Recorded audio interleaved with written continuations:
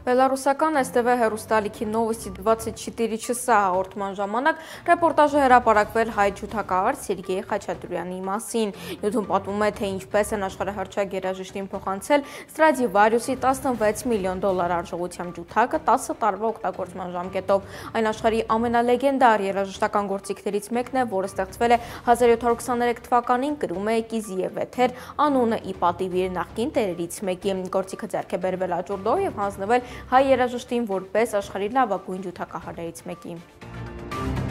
Պարտադիր զինվորական ծառայության ժամկետը կրճատելու մասին օրենքն ուժի մեջ կմտնի ավելի շուտ, այս մասին հայտարարել է վարչապետ Նիկոլ Փաշինյանը։ Նախատեսված էր, որ այս կարգավորումն ուժի մեջ կմտնի 2026 թվականի ամառային զորակոչից, բայց այսօր քննարկում եմ ունեցել պաշտպանության նախարարի հետ, իսկ նախորդող շրջանում խորհրդարանական գործընկերների հետ եւ որոշում են կայացրել, որ օրենքն ավելի շուտ ուժի մեջ մտնի 2026-ի հունվարի 1-ից, ասել է Փաշինյանը։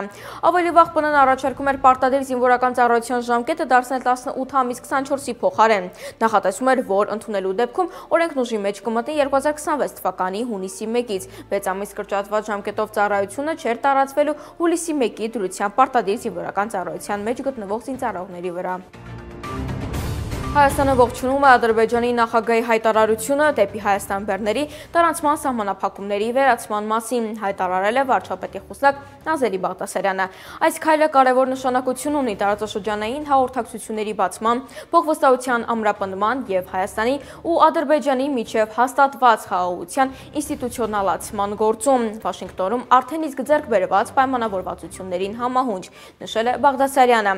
Աստանայում Ղազախստան-Ադրբեջան միջպետական խորհրդի նիստի ժամանակ Իլհամ Ալիևը հայտարարել է, որ Ադրբեջանը չեղարկել է Հայաստանի Հանրապետության ապրանքների տարանցման արգելքը։ Առաջին տարանցիկ բեռը կլինի Հայաստան առաքվող ղազախական ցորենի խմբականակը, ասել է Ալիևը։